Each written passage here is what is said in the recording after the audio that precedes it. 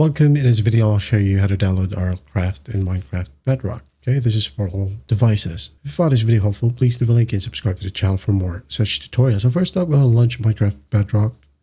Okay, it could be on your mobile device, PC, or whatever.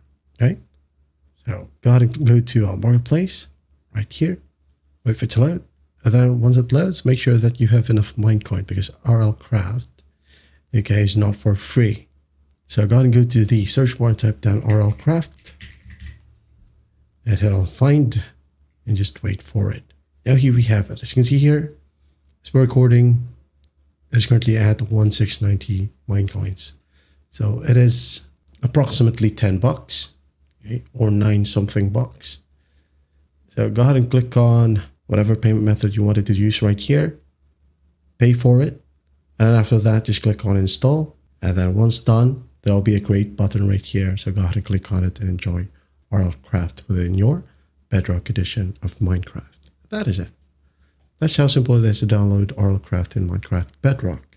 I hope this video helps and I'll see you in the next one.